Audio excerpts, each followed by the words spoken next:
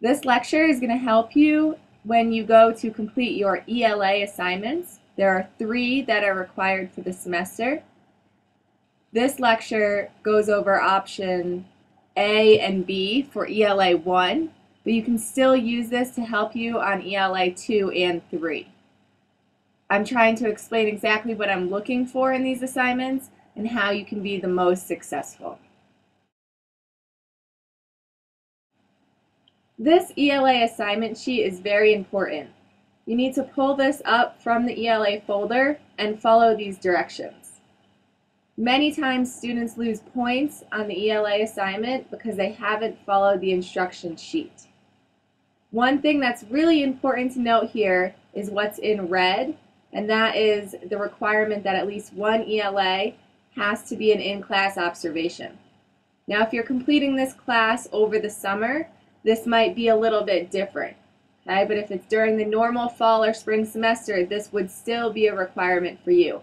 So check the syllabus so that you are clear on whether or not you need to do this or not. Use this ELA instruction sheet to help you as you complete all 3 ELAs. Follow it explicitly. Now we're going to cut over to in-class lecture where I'm describing the ELA assignments. So I hope you had a chance to at least open these up and look at the 2 different assignments. And if you have questions about them, please don't hesitate to ask. Your peers will benefit from that too.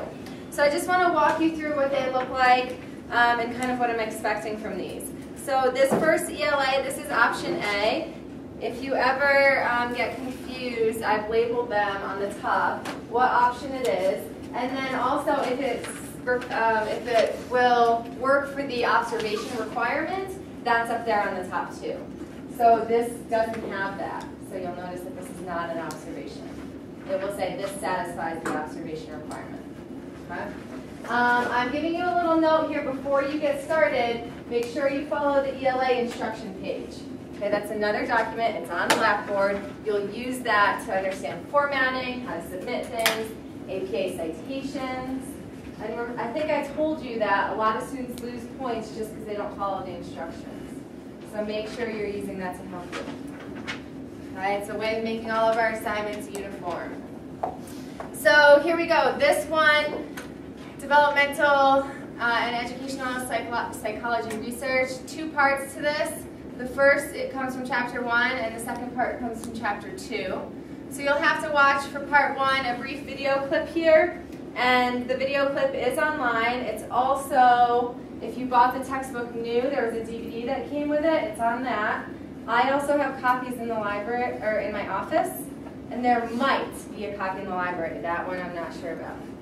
Okay, so there's multiple ways for you to get this video. It's rather large, and sometimes it takes some time to open up, and we all know how annoyingly fussy Blackboard can be. So don't wait till the last moment to try to access the video, okay, in case you run into problems. So, look, I put that in here. See, I really do want you guys to succeed. Don't wait till the last minute. Okay, so what you'll do is you'll watch that video, and then you'll answer these questions. And the instructions say to copy the questions over to a new document and actually answer underneath them. Okay, so you're just following that set of instructions. The first one, how might this environment promote physical development of children? How will it promote cognitive? How will it promote social emotional? This is the stuff we talked about last week. Remember? Right? Yeah? Okay, thank you. Yes, so a note here, you have to refer to textbook material using page numbers when answering the question. So what you would do for this first one is you would say, cognitive development is defined as, insert definition, and cite your textbook with the page number.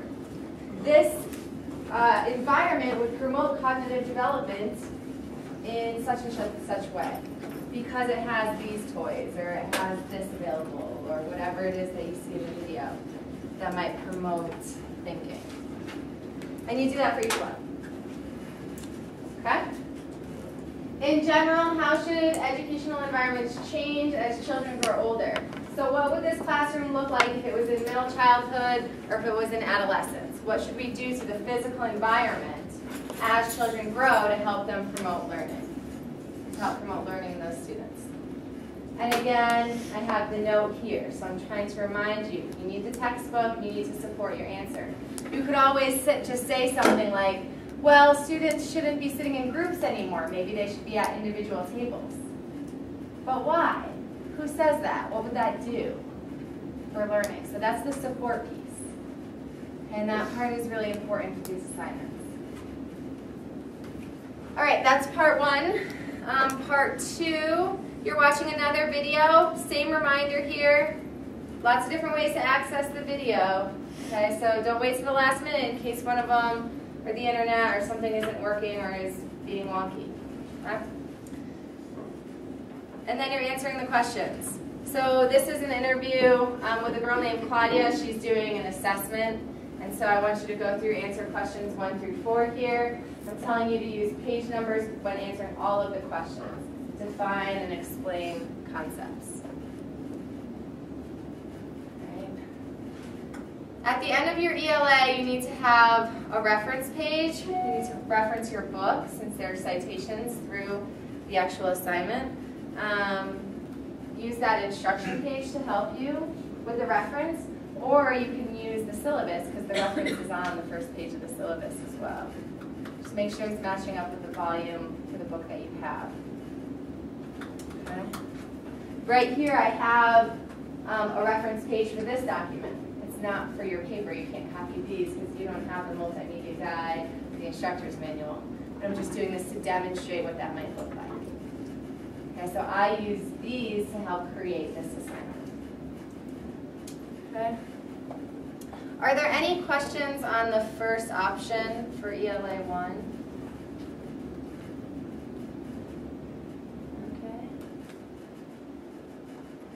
Okay. Okay, here is option B. So again, it's labeled at the top. I'm telling you to look at the instruction page, and there's nothing here indicating that it's an observation.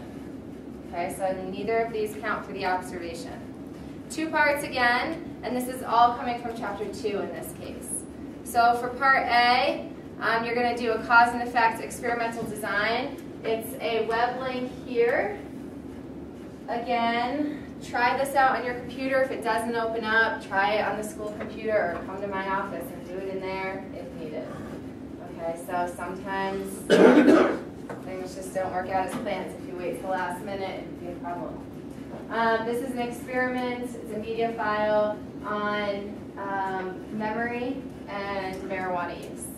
Okay? What you're really doing is you're looking for things like independent and dependent variable, control group, randomization, some of the stuff we'll talk about today. Okay? So you go ahead and you click on this, you open it up, you listen to the file, and then you go ahead and you answer the questions. Okay? So number 1, what is an independent variable? In the design presented in the video, identify what the independent variable is. So first you have to define IB, use your book, do a citation, and then correctly identify what the IB was in the experiment. Okay. The note down at the bottom, again, is just to remind you that you need to use the textbook material when answering the questions to define concepts and support your answer. So I've got these reminders in here. Okay, it always really surprises me when there are no citations or no page numbers or anything. Okay, so we're clear?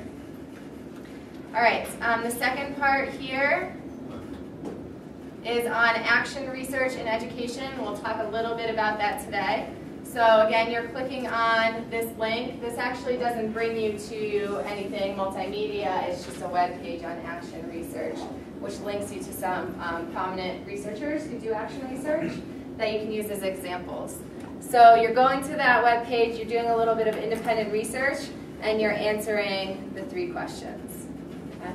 Now in this one, on top of doing the textbook, you have to use at least one online source from that web page. Okay, so you'll cite it, and you'll put it in your reference.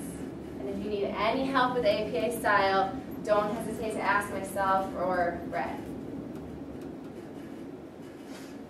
I have the reference page reminder down here. Remember, that comes from your book. You'll also have the online resource. And then, as an example, the reference that I used to help create this assignment. So are there any questions on ELA 1 option B? Seems okay? All right, so with these two, I'm just getting you started in the process, so it's a lot of online multimedia type of assignments. You'll notice when we go into ELA 2 and ELA 3, you're working with actual children or people or peers or doing your observation. Okay, so it becomes more hands-on as we go. If you would like myself or Ray to read your ELA, we would be happy to do that, but you have to come meet with us. So don't just email the ELA, but make an appointment, come sit down, and we'd be happy to go over it with you to see if you've got everything that you need. If you have any questions about the ELAs, please do not hesitate to email me or call. Make sure you're getting them in by the assigned due date and time. Good luck on these.